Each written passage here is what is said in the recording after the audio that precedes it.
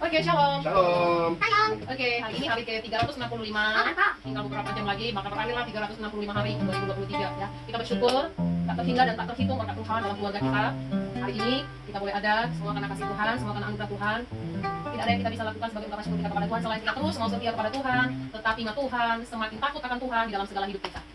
Kita mau ibadah hari ini ya, nanti satu persatu akan evaluasi diri, refleksi dia tahun 2023, apa-apa yang akan menjadi harapan kita 2024. Nanti kita doakan bersama-sama, kita mau bersama-sama memuji Tuhan.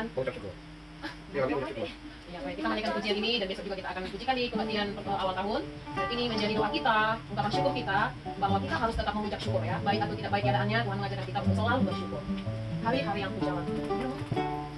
Hari-hari yang kujalani, ku selalu rasakan kasih-Mu.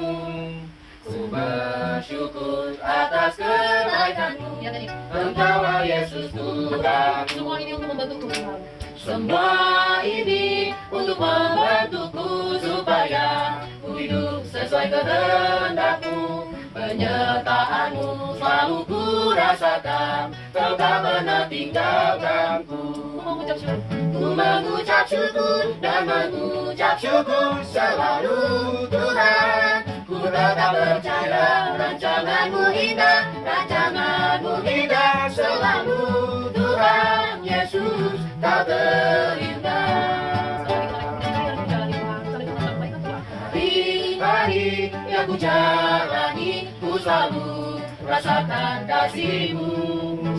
Ku bersyukur atas kebaikan-Mu. Engkaulah Yesus Tuhanku. Semua ini untuk membantu Tuhan. Semua ini untuk membantuku supaya ku hidup sesuai kehendak-Mu. Penyertaan-Mu selalu ku rasakan, Kau tak pernah tinggalkanku.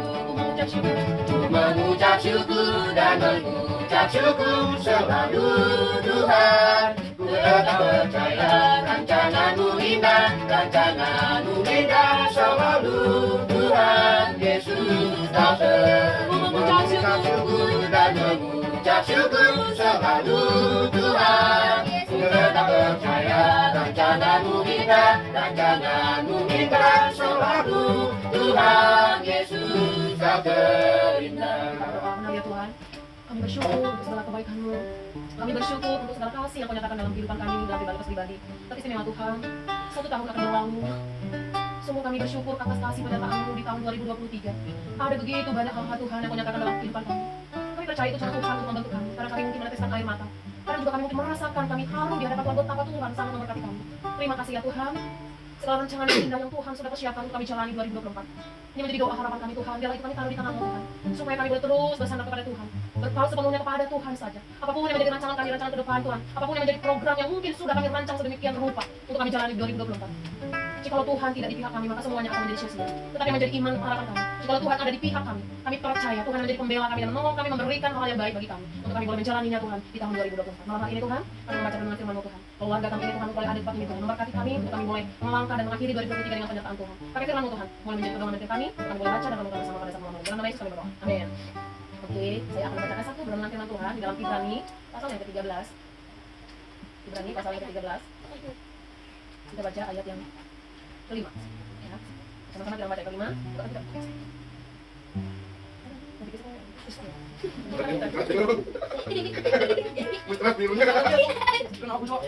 Oke, kita baca bersama-sama Ibrani 13 ayat 5 yang 5b saja ya. Tapi nggak apa-apa, kita baca semua aja ya dari Armenis. Kita baca sama-sama 5 dan 6, 2, 3, ya. Janganlah menjadi hamba doa dan cepat lagi dirimu dengan apa yang ada padamu. Karena Allah telah berfirman, Aku sekali-kali tidak akan membiarkan engkau dan Aku sekali-kali tidak akan meninggalkan engkau. Sebab itu dengan yakin kita dapat berkata, Tuhan adalah penolongku, aku tidak akan takut. Apakah yang dapat dilakukan manusia terhadap aku? Nah, firman Tuhan ini yang boleh mengajar kita, mengingat dan kita kembali. Sering kali, ya, membuat kita khawatir dan takut itu, ya itu hal-hal yang kayak daging, apa itu misalnya uang. Makanya dari awalnya tadi di sini apa? Janganlah kamu menjadi hamba uang. Seringkali yang menjadi kekhawatiran kita di tahun-tahun berikutnya ya biasanya itu tentang nanti gimana ya. Ada ekonomi saya lebih baik apa enggak, saya mau membeli ini, atau mungkin ada di antara kita yang mungkin gimana ya, saya mau pengen melakukan sesuatu tapi saya nggak punya uang. Seringkali kita cemas gitu, kita takut gitu ya, kita khawatir. Nah, mungkin beda dengan kekhawatiran anak-anak muda ya, karena mereka masih ada di dalam pengawasan orang tua. Tapi kita yang sudah berdiri kaki sendiri, sudah harus diri sendiri, semuanya harus sendiri ya, wajar kita ada khawatir gitu ya, ada takut gitu ya, gimana nanti ya keluarga aku, bagaimana nanti masa depan saya gitu ya. saya yang udah mungkin kita juga menjadi tulang punggung keluarga gitu. Ada suatu kekhawatiran, ada suatu ketakutan, kecemasan yang mungkin kita hadapi gitu, apalagi di tahun-tahun 2024 ya. Nah, mungkin ada banyak problem. Tapi firman Tuhan malam ini mengajarkan saya dan kita semua ya, dikatakan apa? Aku sekali-kali tidak akan membicarakan hal apapun pergumulan kita saat ini, apapun persoalan kita, atau mungkin ada rancangan-rancangan kita yang mungkin sudah menjadi target kita di 2024 ya. Gak apa-apa, kita wajar, kita harus buat satu terobosan maksudnya. Ada satu, kalau kami, aku sama bapak biasanya kalau di 2024 kita harus begini gitu, itu harus ya. Harus ada terobosan untuk kita membuat kita semangat untuk melakukannya gitu, untuk meraihnya gitu. Nah, kali ini firman Tuhan ini ingat ya, apa tadi? Tuhan gak meninggalkan kita ya, Tuhan gak membiarkan kita. Lalu dia bilang apa? Tuhan adalah penolong kita ya, penolong kita ya. Jangan sampai mencari penolong yang lain ya. Gini orang-orang pintar, kalau di zaman sekarang kan biasanya, oh ya dong, lakukan saya gitu kan. Oh, atau ada yang masih terlalu fokus yang mitos-mitos, iya kalau misalnya di tahun kayak gini nggak boleh gini gitu-gitu. Nah, biasanya banyak itu, ya kayak contohnya juga banyak itu. Saya di 2024 nanti banyak kayak gini-gini gitu. Nah, tapi kita tak berpegang pada firman Tuhan, gitu ya. Nah, ini menjadi penemuan kita. Ibrahim pasal berapa tadi, Bang? Tolong awalnya jangan dulu. Kita fokus dulu ibadah ya. Oke, oke ya. Nah, kita mulai malam ini kita mengawasi hidup kita dan kita meminta dukungan doa kita kepada sama kita. Nah, ini aku secara pribadi aku mau bersyukur kepada Tuhan gitu ya. Aku bersyukur karena aku diberikan keluarga yang baik gitu ya. Memang Tuhan memberikan aku seorang suami yang luar biasa, yaitu papi ya. Aku bersyukur diberikan seorang pemimpin dalam keluarga yang luar biasa yang Tuhan anugerahkan gitu ya. Ada banyak hal yang aku belajar dari papi di dalam kehidupanku sebagai seorang mama, sebagai seorang istri. Banyak hal yang mengajarkan aku dari papi. Salah satu adalah papi selalu mengajarkan yuk kita lakukan segala sesuatu kalau kita masih bisa. Jadi papi itu mengajarkan aku tidak memikirkan diri sendiri. Dari dulu papi selalu mengajarkan kami semua ya, entah itu adik-adiknya, entah kami, saya istrinya dan dia anak-anaknya itu. Papi selalu mengajarkan memikirkan orang lain gitu. Dia selalu melakukan segala sesuatunya tidak keuntungan diri sendiri, karena keuntungan diri gitu. Tapi kenapa sih kalau memikirkan orang lain gitu kan?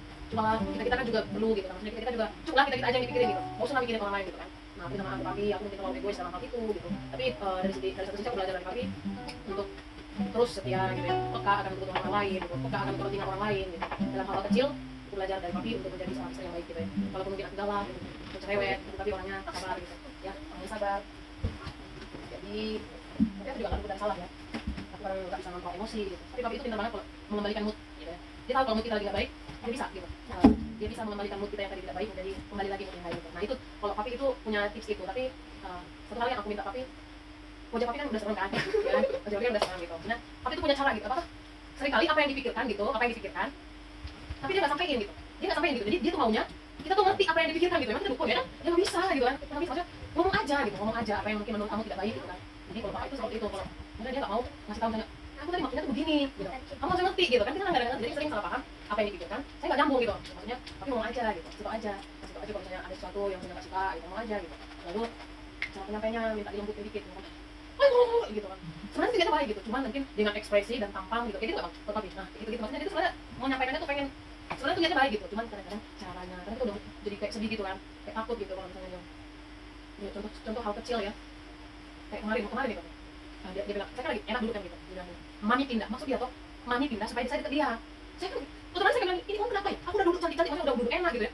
Dia bilang, mami pindah. Itu kan caranya kan gak enak ya, gak enak kan? Tapi menurut dia tuh pengen gitu, maksudnya mami pindah supaya di samping saya. Menurut dia, maksudnya dia tuh begitu. Tapi saya menanggapinya, ini ngomong apa sih? Kayak saya kecil, mami pindah. Nah, caranya kan salah kan ya? Menurut kita tuh kayak, sementara saya bilang gini, kenapa tadi papi ngomongnya gitu? Nah, karena aku ngomongnya gitu, aku kalau ada sesuatu, aku selalu ngomong sama papi. Jadi dia bilang, Pi, kenapa tadi? Aku tadi kesel. Kok kalian ngomong, mami pindah? Itu kan gak baik gitu kan, kayak kasar banget gitu kan.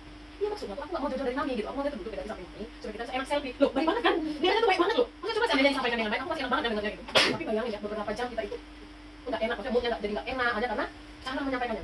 Mami pindah. Ah, itu maksudnya suka emang, itu jangan jauh-jauh dari papi. Jadi kan kalau kita dekat papi kan enak, jadi kita bisa selfie. Nyesal kan, itu tadi ngomongnya kayak gitu kan, enak kita selfie gitu kan. Nah,